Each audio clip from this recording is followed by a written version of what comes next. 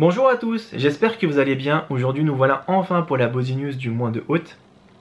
Je vous le dis peut-être pas assez, mais je vous remercie sincèrement pour votre fidélité au quotidien, pour vos messages sur Discord, sur Facebook, sur Instagram, peu importe les réseaux sociaux, ça fait vraiment plaisir de vous avoir au quotidien. Merci également pour le temps que vous pouvez me consacrer également en regardant mes vidéos, et je vous remercie vraiment infiniment. Je vois ce qui se passe, des fois je commente pas forcément, mais je vous remercie vraiment pour le soutien que vous pouvez me porter au quotidien. Vous êtes peu nombreux, mais c'est pas grave. Je vous remercie vraiment d'être resté là depuis pas mal de temps. Toujours à me soutenir, toujours à regarder un petit peu ce que je peux vous proposer, ça fait vraiment chaud au cœur. Vraiment. Je vous remercie infiniment. Il faut savoir que les choses vont un petit peu changer, le programme sera plus intéressant, les choses sérieuses vont pouvoir enfin commencer pour nous. Les meilleures sorties vont commencer du mois de septembre jusqu'au mois de décembre, ou un petit peu plus loin, elles vont se prolonger. Les meilleurs jeux vont pouvoir enfin commencer. Il faut savoir que l'année 2017 n'a pas été forcément très riche au niveau des sorties. Il y a eu des jeux très intéressants mais pas très attendus au niveau du public. Aujourd'hui, on va avoir l'occasion de pouvoir reprendre un petit peu notre revanche. Il y a Assassin's Creed qui va sortir, il y a Need for Speed, il y a Call of Duty, il y aura South Park, et j'en passe, et j'en passe, et j'en passe. Ça, c'est les jeux qui sont annoncés, qui sont connus. Après, il y aura, à mon avis, des surprises entre-temps qui risquent de nous surprendre. Voilà, donc je me dis, ça va être très intéressant, on aura vraiment du contenu, on aura de quoi faire, et faites-moi confiance, j'essaierai de me donner à fond sur les choses. Maintenant, il faut savoir que l'année 2017... il y a eu des jeux qui ont été plus intéressants plus ou moins. C'est pas grave, on a dû faire avec, hein, bien sûr. Donc ces jeux-là, je les continuerai petit à petit, ne vous inquiétez pas. Mais bien sûr, je vais essayer de tout miser maintenant sur les vraies nouveautés que j'attends depuis pas mal de temps. Et je pense que là, on va commencer les choses vraiment intéressantes. J'ai remarqué aussi une chose, YouTube, la passion et le business, c'est pas trop pratique de les mélanger. Donc dès que tu veux faire les choses par passion, tu te rends compte que la passion n'existe très peu sur cette toile. Il y a certains youtubeurs passionnés et d'autres un petit peu plus businessman, et c'est ce que je peux comprendre pour défendre un petit peu leurs revenus, ils sont obligés de rentrer dans ce système là. Je remarque un truc, qu'il y a pas mal de gens qui vont sortir par exemple un jeu le jour J, ils vont buzzer, ils vont le continuer. Dès qu'ils voient que leur audience ne suit plus du tout par rapport à ce jeu là, qu'ils espéraient bien sûr, je me rends compte qu'ils abandonnent vite le let's play, où ils essaient un petit peu d'esquiver, de passer à un autre qui buzz, etc., etc. Donc je me dis vraiment, où est la passion vraiment du jeu vidéo?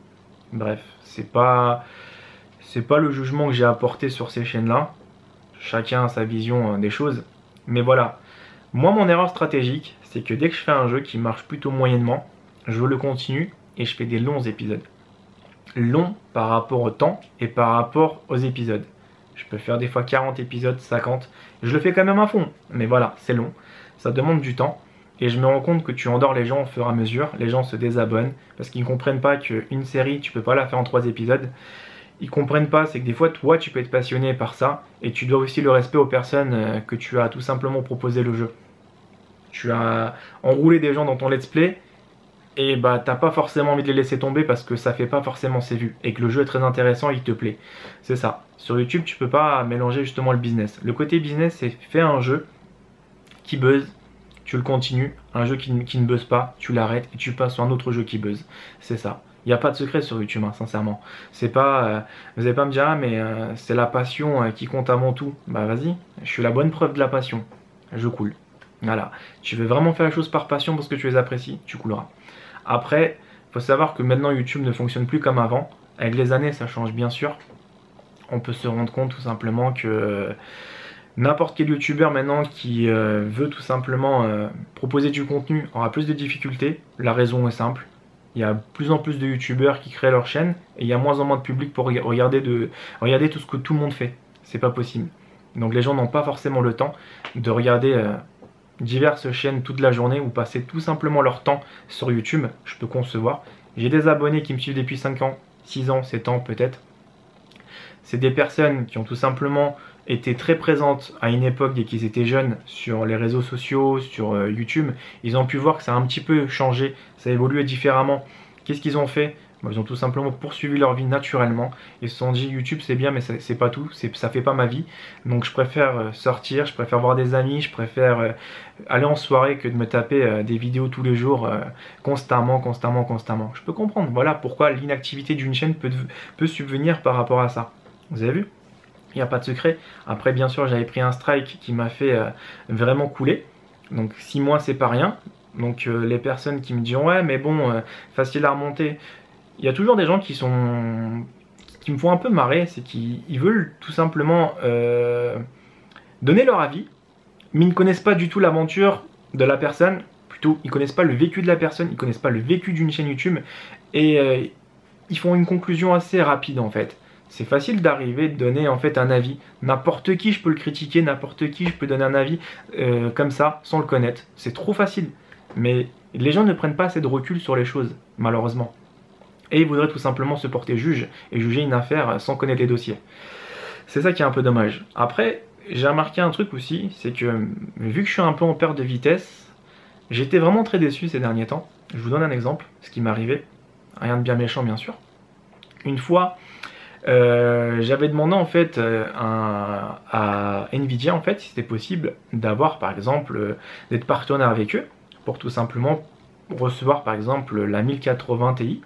Si c'était possible tout simplement parce que j'allais faire tout simplement des jeux en 4K, etc. Donc ça m'a été forcément un petit peu pas... Ils n'étaient pas forcément très chauds. Donc ils m'ont dit attends on va voir. J'ai attendu 6 mois et j'ai pas eu de réponse. Je les ai relancés une fois. Je leur ai dit que j'ai un projet très intéressant, c'est que les jeux en 4K, il n'y a pas forcément beaucoup de youtubeurs qui voudraient les faire. Et je voudrais tout simplement faire profiter à mes abonnés une qualité un petit peu intéressante. Donc on avait parlé par rapport à ça. Donc ils m'ont dit attends on va voir. Et pareil, ils sont plus jamais revenus vers moi. C'est sympa hein. Mais ça c'est pas le plus flippant. Le plus flippant c'est que j'ai fait en fait des jeux. Par exemple chez Ubisoft. J'ai fait tous les Assassins, j'ai fait tous les Far Cry, j'ai commencé sur Far Cry 3 sur ma chaîne YouTube, le 4, on a fait le primate. Et franchement, j'apprends un truc récemment, c'est qu'ils ont fait un événement sur Paris, et là, surprise, je suis pas invité. J'étais déçu. Je me suis dit en fait, ça y est, je marche plus, ça y est, on me ferme les portes. Et ça, c'est vraiment dommage parce que tu te rends compte que la passion ne... Dès que t'es passionné, les gens s'en foutent royalement de ta gueule en fait. Si t'es un vrai businessman par contre, tu fais de l'audience, là tu intéresses du monde en fait, vraiment. Et le jour où tu commences à un peu être un peu en perte de vitesse, tous les portes se ferment. Mais c'est incroyable en fait, hein, ce monde-là. Donc vous voyez, c'est facile de dire des choses sans les connaître en fait. Et là j'étais déçu parce qu'ils préfèrent inviter des personnes qui font pas du tout le jeu. Par exemple, ils ont invité... J'ai rien bien sûr contre Baisanka, mais c'est un spécialiste de GTA V. Il a été invité à l'événement de Far Cry. Et moi j'avais fait tout le let's play, on m'avait pas invité. J'ai fait le let's play de Far Cry, mais comme je vous expliqué tout à l'heure, tous les Far Cry, et on m'invite pas. C'est là que je me dis, ce qui compte réellement pour ces éditeurs malheureusement aujourd'hui, c'est les vues de la personne. Et pas la passion qu'il peut transmettre à ses abonnés ou tout ça. Ça tout le monde sont contre fous en fait. C'est ça qui fait mal, vous savez, au quotidien. C'est parce que les gens se permettent de te critiquer, mais sincèrement, de vous à moi, j'ai toujours porté mes couilles depuis le début. Il y a plusieurs types de youtubeurs que vous ignorez aussi. Il y a des youtubeurs qui marchent par intérêt. Il y a des youtubeurs qui marchent par piston. Dès qu'ils ont obtenu ce levier-là, ils emmerdent l'autre youtubeur. J'ai des exemples que je vous citerai pas pour éviter de faire polémique, parce que sur YouTube, dès qu'on dit un truc sur quelqu'un ou sur quelque chose, bah c'est tout de suite mal à interpréter. Mais je sais qu'il y a un youtubeur que j'ai vu un événement, le pauvre, il a fait un petit peu de la coopération avec un autre youtubeur, ils se sont appréciés, l'autre youtubeur lui a fait un putain de sourire par devant, il l'a vraiment enculé par derrière. Il a tout simplement, il s'est servi de son réseau, de ses contacts, et il a fait des vidéos avec d'autres youtubeurs plus intéressants, ainsi de suite, pour monter jusqu'à la pyramide. Et maintenant ce youtubeur là est très populaire sur la toile. Mais il ne calcule plus cette personne là, voilà. Et tu as des youtubeurs tout simplement qui sont pistonnés également hein, donc par les potes etc, donc ça c'est leur choix. Et tu en as d'autres qui se font d'eux-mêmes, qui ne demandent rien à personne, qui grandissent au fur et à mesure des années et que vous les critiquez. Donc je me demande en fait où est la logique réellement. Est-ce que quelqu'un C'est vous en fait qui choisissez ce monde de merde dans lequel nous vivons. Je le constate.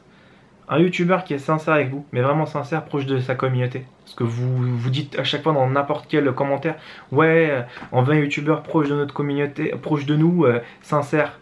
Bah putain, le jour où tu l'es réellement, les gens ils t'emmerdent, hein. Mais vraiment. Hein. Bon, pas tous, hein. Mais alors putain, il y en a, ils t'emmerdent vraiment. Hein. Ça fait peur. Hein. Vous voulez des gens qui portent leurs couilles? Je porte mes couilles depuis le début sur ma chaîne YouTube et je suis critiqué pour ça. Vraiment. Parce que je porte mes couilles, je dis un truc, je le fais. Et je passe limite pour un mec qui se plaint, pour un mec relou, pour un mec déprimé, parce que je te dis la vérité. Tu préfères quoi, que je te fasse des putains de sourires de merde et que je te mente? Mais je crois que c'est ça en fait la réalité de YouTube. Faut sourire. Faut sourire. Les problèmes qu'on a sur une chaîne YouTube, tout le monde s'en bat les couilles en fait. Je vous explique réellement comment ça marche depuis le début. C'est pas pour vous casser les couilles, c'est pas pour vous dire que je suis le plus déprimé de cette plateforme. Loin de là, je vous dis la réalité comment elle est.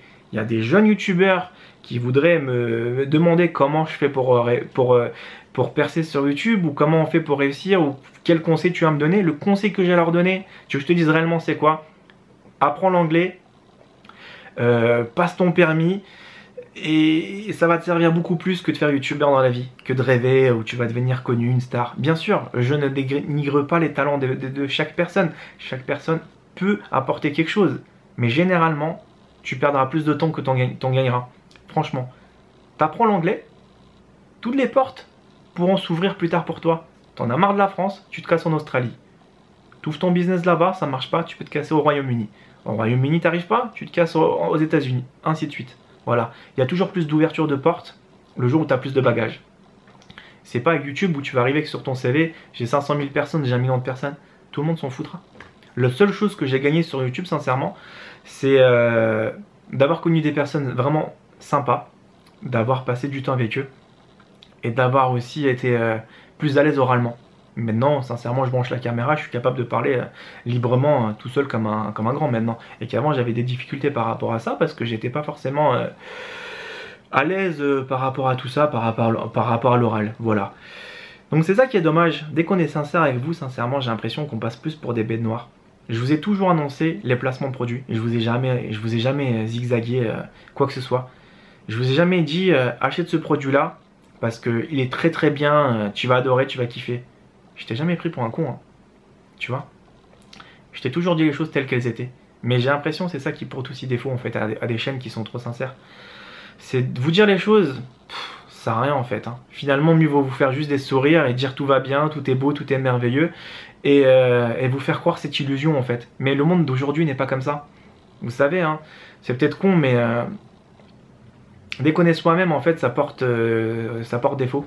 C'est comme certains voudraient... faire youtubeur, ils ont leur façon de voir YouTube, ils vont avoir un youtubeur qui va tout simplement leur donner un conseil, un autre youtubeur qui sort ni d'Adam ni d'Ève, il va dire ah mais tu devrais faire ça, les mecs tout de suite ils changent de personnalité, ils vont faire comme le youtubeur leur a dit. Où est l'intérêt? Où est l'intérêt franchement? Vis ta passion à fond. Si un jour tu dois marcher, tu marcheras, c'est ton destin. Si tu ne marches pas, bah c'est peut-être que c'est pas ton truc, peut-être, je sais pas. YouTube aussi c'est beaucoup de chance. Ça on le dit assez peu, mais c'est beaucoup de chance YouTube. Hein. C'est qu'un jour le public te découvrira par un pur hasard. Hein. Il suffit juste tout simplement d'être toi-même et qu'un jeu par exemple va intéresser plus de monde et c'est à partir de ce moment-là que tu pourras peut-être fonctionner. Il y a aussi un truc que j'adore, c'est les gens qui voudraient me dire ah mais Body il a marché uniquement sur GTA V. Non, c'est faux. Tu vois, tu connais pas ma chaîne, c'est faux. J'ai marché sur Assassin, j'ai marché sur GTA, j'ai marché sur Plante contre Zombies, j'ai marché sur divers jeux. Sauf que j'ai jamais continué à rester dans le buzz. J'ai fait du buzz, mais après j'ai toujours voulu proposer des jeux divers pour vous proposer un maximum de choses pour qu'on découvre les jeux. Et c'est ça mon erreur. Tu vois? C'est que je suis jamais resté très longtemps sur le buzz. Certains ont un petit peu plus profité. Par exemple, tu prends des youtubeurs qui ont fait du GTA, ils ont fait diverses vidéos, même des fois forcées, ça se voit tout de suite. Sur tout et n'importe quoi pour faire du contenu. Moi, je suis arrivé à un stade où 400 vidéos de GTA, j'avais quasiment plus rien à vous montrer. Et je me suis retiré, tout simplement. Donc je faisais partie du top 3 ou du top 5 des youtubeurs sur ce jeu-là. À l'époque, dès qu'il était sorti en 2013, 2014, 2015, j'étais vraiment très recherché. Après, j'ai tout simplement conclu qu'il fallait pas trop forcer sur cette lignée. Je voulais montrer autre chose à mon public et c'est là que j'ai commencé à me dégringoler. Après Assassin's Creed, j'ai gagné aussi pareil une notoriété. Et après j'avais pris le strike et là je me suis complètement effondré. Voilà, s'il n'y a pas de secret par rapport à ça. Vous savez, hein, c'est pas parce que toi tout simplement tu regardais une ou deux de mes vidéos qui t'a pas plu que tu peux en juger 4500. C'est trop facile de dire des choses sans les connaître en fait. Et moi, comme je vous ai expliqué, je suis moi-même et je ne changerai pas. YouTube me blase hein, de plus en plus par rapport au comportement que j'ai au quotidien, par rapport aux problèmes techniques qu'on a en fait également. Vous savez pas, hein, un ordinateur ça plante souvent. J'ai bien acheté une webcam, je voulais vous faire des let's play en webcam. La webcam elle arrête pas de sauter. Tout ça c'est une pression en fait que tu t'ajoutes supplémentaire. Après tu as tout simplement des personnes qui sont tout le temps en train de te critiquer, une minorité mais qui te critique au bout d'un moment, même si vous dites passe outre. Et j'aimerais bien savoir comment tu arrives en fait à passer outre au bout d'un moment, à force d'avoir 5000 critiques limite dans une année. C'est pas possible, t'es humain. T'es humain, tu fais quelque chose parce que tu l'apprécies, on va te critiquer parce que tu l'apprécies. Et un autre connard va le faire vraiment pour le business, tout le monde va lui sucer sa carotte quoi. C'est ça que je trouve qui est un peu, tu vois, un peu injuste en fait. Mais j'ai appris une chose. J'ai appris une chose que dans ce monde-là, le jour où tu es juste, tu ne seras pas forcément reconnu. Je demande pas une reconnaissance, mais tu ne seras pas forcément plus intéressant en fait. Les gens préfèrent des gens sensationnels tout de suite, soit qui vont au clash, soit qui vont tout simplement... les gens ils aiment bien justement le côté superficiel, le côté beau, le beau sourire, le côté superficiel, le côté charmeur dans les vidéos ou je sais pas trop quoi. Vous aimez bien qu'on vous endort en fait. Donc vous plaignez pas qu'on ce monde-là ne tourne pas forcément rond. Parce que moi personnellement sur YouTube je me vois plus continuer. J'ai fait un post récemment, je vais rester 6 mois, les 6 derniers mois.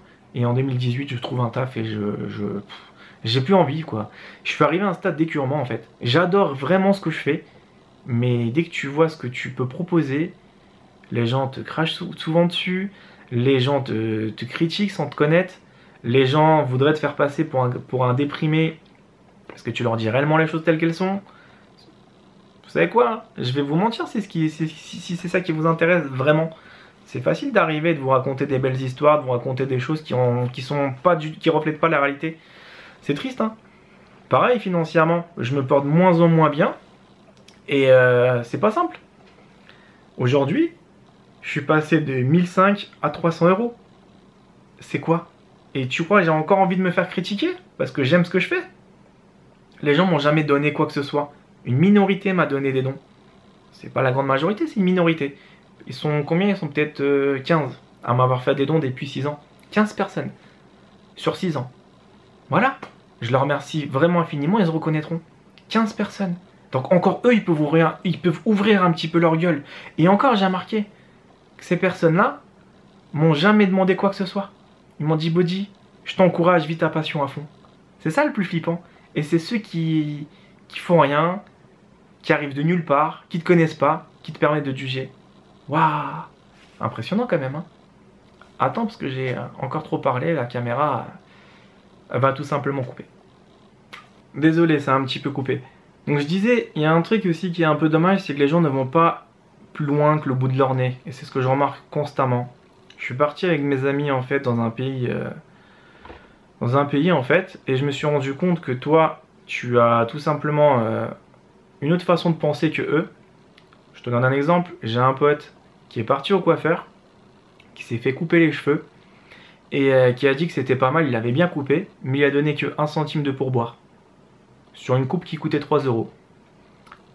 J'ai trouvé que la personne a fait du bon boulot, je lui ai donné 3-4 balles, ce qui est logique pour moi. C'est l'humain a besoin, si tu trouves cette nécessité, de la récompenser. Si tu trouves que son travail est bien, bah mets-le bien quoi. Tu lui donnes pas 1 centime quoi, c'est pas un chien. Ou pareil, tu sais, hein, je remarque des trucs. Dès que je pars des fois en vacances, j'ai pas la même vision des choses que mes potes, disons. Moi par exemple, je veux pas me faire cirer mes pompes par un mec. C'est pas dans... Quelqu'un pour moi n'est pas un esclave, c'est un homme qui est au même rang que moi. Et je déteste avoir cette... Je déteste avoir cette vision où je suis supérieur à quelqu'un. Tu vois déjà, là déjà, j'ai une autre façon de voir les choses. Que dans ce monde-là, malheureusement, on ne voit pas. Parce que je remarque des fois, tu as des chefs, ils pètent plus haut que leur cul, mais ils sont pas forcément respectés de leurs hommes. Moi personnellement, j'ai eu des hommes sous mon commandement en tant que garde du corps. Qu'est-ce que je faisais? J'allais tout simplement les ravitailler à chaque fois pour savoir s'ils vont bien, s'ils allaient bien, si tout se passait bien. Et à chaque fois, je leur demandais où j'allais voir, où j'allais les relever, où on allait se relever. On marchait comme une équipe. Voilà, j'appelle ça le côté un peu plus humain. Et cette société manque de plus en plus ce côté humain. On est tous égoïstes, on a tous... on pense tous à notre gueule, on critique tout ce qu'on trouve à critiquer. On se remet jamais en question, on se dit, moi je suis bien, les autres ont un problème. Non. Tu vois, c'est ça le problème en fait aujourd'hui, c'est qu'on vit dans une société pour moi qui est pauvre en humanité. Et de plus en plus on va connaître cette folie dans laquelle nous avançons, où les gens tout simplement qui seront dans le besoin seront de plus en plus délaissés. Les gens qui vont devenir simples, on va les critiquer. Les gens pauvres, on va rigoler sur eux. Les gens qui n'auront pas un avantage physique intéressant, qui ne seront pas à la mode, on va les critiquer, on va même les délaisser. Voilà, c'est ça la société d'aujourd'hui dans laquelle nous vivons, où c'est l'apparence qui compte, les belles paroles, et le monde superficiel qui domine plus que le monde réel en fait. Dès que t'es franc, tu passes pour un râleur. Dès que t'es humain, tu passes pour un faible. Dès que tu n'aimes pas la guerre, tu passes pour un lâche. Mais sincèrement, quel est le but d'un humain que de rester soi-même? Moi je trouve que c'est plus important. Tu es né avec tes valeurs, tu as grandi avec tes valeurs, la vie t'a forgé des valeurs, reste-y. Pourquoi tu voudrais suivre quelque chose qui ne te ressemble pas? Reste comme tu es. C'est pas parce que les voisins ils sont comme ça qu'on est obligé de tous devenir comme ça. Moi je ne changerai jamais. J'ai toujours porté mes couilles et je les porterai jusqu'au bout. Je connais mes valeurs, je sais ma façon de voir les choses. Et c'est pareil sur YouTube depuis longtemps. C'est ce que j'essaie de vous dire. Restez vous-même et ne vous prenez pas la tête avec ce qui se passe autour. Même si le combat va être beaucoup plus dur, beaucoup plus intense, c'est pas grave. Si tu connais la défaite, bah c'est que t'es pas fait pour le truc au bout d'un moment, ou tout simplement, il faut voir d'autres horizons. Tu sais, des choses bien plus intéressantes que de rester à faire des vidéos sur YouTube également aussi. Parce que YouTube c'est bien, c'est cool, mais ça fait pas tout. C'est juste un monde virtuel où c'est plutôt... c'est comme les réseaux sociaux. Je remarque, Instagram c'est un réseau, j'appelle ça narcissique. Narcissique égoïste, où je me montre avec mon corps super bien sculpté, où je dis, où les gens se disent ah mais regarde mon corps, elle est super beau, c'est vrai, je dénigre pas qu'il est magnifique, mais il y a un peu de, voilà, c'est pas forcément naturel, tu prends des produits, tu prends des trucs pour sécher tout ça, je rentre pas dans ce débat là, mais sincèrement voilà, c'est pas du naturel quoi, parce qu'un corps en 6 mois tu le fais pas comme ça, c'est un truc de ouf dans quel monde, c'est un monde superficiel encore une fois, voilà, c'est ça qui est dommage. Donc c'est pour ça que je vous dis, moi personnellement cette aventure m'a blasé. Au bout de 5 ans, 6 ans, ça m'a saoulé en fait. Je pensais que j'allais commencer un petit peu à vous faire plaisir, à avoir vraiment une vision de la passion. Mais visiblement la passion n'a jamais marché. YouTube te met également en arrière aussi, dès que tu marches pas. YouTube n'envoie pas les notifications. C'est ce que j'ai remarqué. C'est un système où il faut faire que du buzz. Le jour où tu buzzes, tout le monde reçoit les notifs. Le jour où tu buzzes pas, t'intéresses personne. Pareil, vous me demandez de créer d'autres chaînes plus intéressantes, machin. Faut arrêter de faire cette hypocrisie là à chaque fois, de me dire ouais, ouvre une chaîne, mais pour tes abonnés, pour qu'ils suivent, etc. Ça marche pas ça. Ça c'est une connerie ça. Pourquoi? Parce qu'on va revenir au même stade. Le mec va ouvrir une chaîne au bout de 5 ans, ou plutôt au bout de 2-3 ans, il y a des jeux qui vont pas t'intéresser, tu vas devenir inactif. Ça change rien en fait d'ouvrir une chaîne ou pas d'ouvrir une chaîne. Et pareil, pour faire une vidéo limite une fois par an, je sors une vidéo tous les 2 mois sur ma body aventure. 300 vues. C'est juste que ça vous intéresse pas. Et pourtant, c'est des vidéos qui sont intéressantes. Des parts d'Astérix, des trucs militaires que je peux vous proposer, des trucs, des sorties, des visites. Les gens s'en foutent. Si j'aurais tout simplement été un peu plus connu, sincèrement, bon, je vous dirais abonne-toi à la chaîne, même s'il n'y aurait pas de contenu, il y aurait plus de monde. C'est ça, c'est le phénomène que les gens recherchent. Bref, je suis blasé, peut-être que je raconte de la merde à la fin de la vidéo, mais je suis vraiment lassé en fait. Donc moi, pour ma part, je me lance une dernière ligne droite. Ça marche, tant mieux, ça marche pas, mais écoute, hein, je ne vais pas persister à me rentrer dans le mur. Parce que 300 € déjà par mois, même si l'argent ne fait pas tout, mon matériel commence à devenir défaillant, je le vois de plus en plus. Et je veux pas mettre 4000 balles, je sais pas d'où, à les ressortir pour pouvoir suivre les prochaines générations qui vont être proposées. Un jeu ça coûte cher, la passion du youtubeur coûte cher. Je suis pas sponsorisé, très rarement. et plutôt même pris pour un con des fois. Dès que tu demandes quelque chose par sincérité et tu voudrais vraiment mettre un vrai projet derrière, tout le monde s'en branle, c'est pas grave. Donc j'ai appris à me faire tout seul, je continue à avancer tout seul. Donc voilà. Sincèrement, peu importe ce que vous pensez de moi, je n'ai pas à me prendre la tête là-dessus. La seule personne qui peut me juger, c'est Dieu. Et lui-même, il sait que j'ai des erreurs et que j'essaie de les corriger chaque jour que j'essaie d'avancer. Parfois je chute, parfois je me relève, parfois je rechute. Tout humain est imparfait. Donc le premier qui n'a jamais péché, qui jette la première pierre sur moi. Ah là là. Bref, prenez soin de vous. Moi, je vous dis à bientôt sur les nouvelles sorties. Donc faites-moi confiance, il y aura pas mal de vidéos qui vont être très intéressantes. D'accord? Donc je vous dis à bientôt et merci à tous pour votre fidélité. Allez, gros bisous à tous.